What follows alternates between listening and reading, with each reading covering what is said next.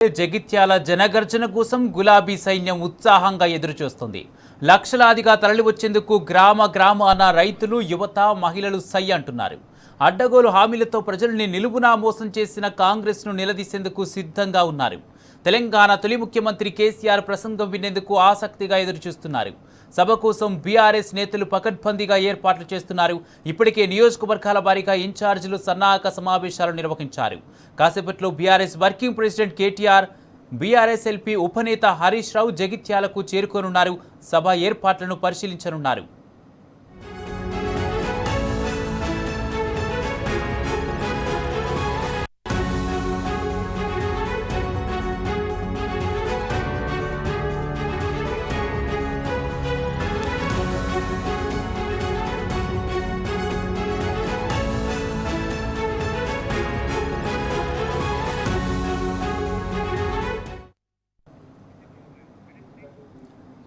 జగిత్యాలలో కేటీఆర్, హరీష్ రావు పర్యటనకు సంబంధించి మరింత సమాచారం ప్రతినిధి సందీప్ రావు జగిత్యాల నుంచి లైవ్ ద్వారా అందజేస్తారు.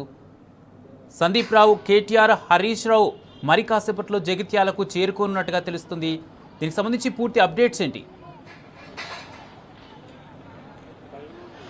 రైట్, జగిత్యాల జనగర్జన, జగిత్యాలలో బీఆర్ఎస్ జైత్రయాత్ర అన్న విధంగా సభ ఏర్పాట్లయితే శరవేగంగా కొనసాగుతున్నాయి. దాదాపు 90% పనులు ఇప్పటికే పూర్తయ్యాయి. జగిత్యాల జిల్లా వ్యాప్తంగా కూడా ఇప్పటికే ఇక్కడ ఇన్ఛార్జిగా నియమించినటువంటి పల్లా రాజేశ్వరరెడ్డి గారు, అలాగే వేముల ప్రశాంత్ రెడ్డి, బాల్క సుమన్తో సహా తక్కలపల్లి రవీందర్ రావు, ఇటు స్టేజ్ ఇన్ఛార్జీలు గ్యాదరి బాలమల్లు, మారెడ్డి శ్రీనివాసరెడ్డి వీరంతా కూడా ఇప్పటికే ఒకసారి నియోజకవర్గం మొత్తం కూడా జిల్లా వ్యాప్తంగా కూడా చుట్టి వచ్చారు.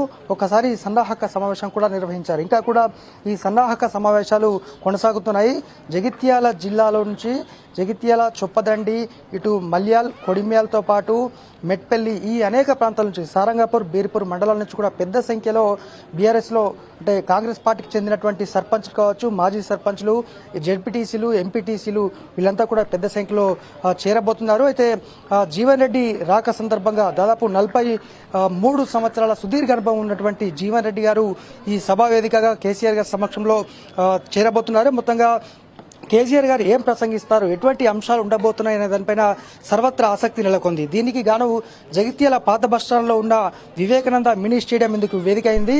దాదాపు సుమారు 1,00,000 మంది జనాభా వచ్చేటువంటి విధంగా ఏర్పాట్లు చేశారు. అన్ని రకాల ఏర్పాట్లు అయితే ఇప్పటికీ పూర్తయిపోయాయి. పెద్ద సంఖ్యలో ఇటు అంటే రైతాంగానికి సంబంధించి కూడా పెద్ద సంఖ్యలో రాబోతున్నారు. ఎందుకంటే ప్రభుత్వంపై పూర్తి స్థాయిలో వ్యతిరేకత ఉంది రైతుల నుంచి. ఇటు పంట పొలాలు ఎండిపోవడం కావచ్చు, చివరి ఆయకట్టుకు నీరందించే అంశంలో ప్రభుత్వం విఫలం కావడము, ఇప్పటికీ అనేక ప్రాంతాల్లో చొప్పదండి నియోజకవర్గం తీసుకుంటే అక్కడే దాదాపు ఇప్పటి వరకు ఒక 10,000కు పైగా ఎకరాలు ఎండిపోయాయి. నిన్న కొడిమేల మండల కేంద్రంలో ప్రముఖ నాయకులు కాంగ్రెస్ పార్టీకి చెందినటువంటి జెడ్పీటీసీ అభ్యర్థితో సహా ప్యాక్స్ వైస్ చైర్మన్ ఇలా అనేక మంది కూడా నిన్న కాంగ్రెస్ పార్టీకి రాజీనామా చేసినటువంటి సందర్భం. మొత్తంగా 11:30 తర్వాత కేటీఆర్ గారు అలాగే హరీష్ రావు గారు మరొకసారి ఈ సభ వేదిక వద్దకు రాబోతున్నారు. అయితే ఏర్పాట్లు ఏ విధంగా కొనసాగుతున్న దానిపైన ఈ జిల్లాకు సంబంధించినటువంటి ఇన్ఛార్జీలతో సమావేశం ఏర్పాటు చేయబోతున్నారు. జిల్లా అధ్యక్షులు విద్యాసాగర్ రావు గారు, అలాగే ఎమ్మెల్సీ ఎల్రమణతో పాటు మాజీ మంత్రి సీనియర్ నేత పార్టీలో జాయిన్ కాబోతున్నటువంటి జీవన్ రెడ్డి గారు, మాజీ జెడ్పీ చైర్పర్సన్ దా వసంత, ఇటు పల్లా రాజేశ్వరరెడ్డి గారు, గ్యాదరి బాలమల్లు, మారెడ్డి శ్రీనివాసరెడ్డి, తక్కలపల్లి రవీంద్రరావుతో సహా మాజీ మంత్రి కొప్ల ఈశ్వర్ వీళ్ళంతా కూడా ఈ వేదిక వద్దకు రాబోతున్నారు. అంతకుముందు వచ్చేటువంటి ఈ సభా వేదికకు వచ్చేటువంటి క్రమంలో అంతకుముందే ఒకసారి ఎల్రమణ నివాసంలో దీనికి సంబంధించి భేటీ కొనసాగబోతుంది. ఆ తర్వాత సభా వేదికను పరిశీలించి పలు సూచనలు అయితే ఇటు హరీష్ రావు గారు, కేటీఆర్ గారు చేయబోతున్నారు. మొత్తంగా జిల్లా వ్యాప్తంగా ఇటు మెట్పల్లి, కొరుట్లకు వేముల ప్రశాంత్ రెడ్డి గారు ఇన్ఛార్జిగా ఉన్నారు. వేములవాడ నియోజకవర్గంలోని మేడిపల్లి ఈ ప్రాంతంతో పాటు భీవారంకు బాల్క సుమన్ ఇన్ఛార్జిగా ఉన్నారు. జగిత్యాల నియోజకవర్గానికి పల్లా రాజేశ్వరరెడ్డి గారు, చొప్పదండికి పెద్ది సుదర్శన్ రెడ్డి గారు, అలాగే సారంగపూర్, బీర్పూర్కు సంబంధించి కూడా ఇలా అనేక ఎక్కడికక్కడ ఇన్ఛార్జీలు అయితే ఇప్పటికే ఒకసారి జిల్లా మొత్తం కూడా చుట్టి రావడం జరిగింది. ఎక్కడికక్కడ భేటీలు కొనసాగుతున్నాయి. ఇప్పుడు కూడా ప్రస్తుతం మాజీ మంత్రి జీవన్ రెడ్డి గారు, పల్లా రాజేశ్వరరెడ్డి, ఎమ్మెల్సీ ఎల్రమణ, మాజీ జడ్పీ చైర్పర్సన్ కొనసాగుతుంది. దావా వసంత వీళ్ళంతా కూడా జగిత్యాల పట్టణంలో పాత కౌన్సిలర్లతో అంటే మాజీ కౌన్సిలర్తో భేటీ కూడా కొనసాగబోతుంది. మొత్తంగా జగిత్యాల జైత్రయాత్ర బీఆర్ఎస్ జైత్రయాత్ర జగిత్యాల నుండే ప్రారంభమైన విధంగా ఈ సభ కొనసాగబోతోంది. ఎప్పుడెప్పుడు ఎటువంటి అంశాలపైన ప్రసంగిస్తారు అనే దానిపైనే ప్రధానమైన ఆసక్తి నెలకొన్న నేపథ్యంలో ఒక ఉత్కంఠ అయితే కొనసాగుతోంది. 1,00,000 మంది జనాభా వచ్చేటువంటి ఉద్దేశం ఉన్న నేపథ్యంలో అందుకు సంబంధించినటువంటి ఏర్పాట్లు అయితే దాదాపు పూర్తి కావచ్చాయి. ఎక్కడికక్కడ ఇచ్చినటువంటి ఇన్ఛార్జీలంతా కూడా పర్యవేక్షిస్తున్నారు. పూర్తి స్థాయిలో జగిత్యాల ఇప్పటికే గులాబీమయంగా మారింది. ఎక్కడికక్కడ భారీగా ఫ్లెక్సీలు కూడా ఏర్పాటు చేశారు. మొత్తంగా కొరుట్ల ఎమ్మెల్యే సంజయ్ కూడా కొరుట్ల నియోజకవర్గాన్ని మొత్తం కూడా ఇప్పటికొకసారి చుట్టి వచ్చారు. అనేక ప్రాంతాల్లో అంటే ఇప్పటికే సన్నాహక సమావేశాలు కొనసాగి ఒకసారి ముగిశాయి, ఇంకా కూడా కొనసాగుతున్నాయి. మనం ఒక్కసారి సభా వేదిక వద్ద ఫ్లెక్సీలను చూడొచ్చు. పూర్తి స్థాయిలో గులాబీమయంగా మారింది ఈ ప్రాంగణం మొత్తం కూడా.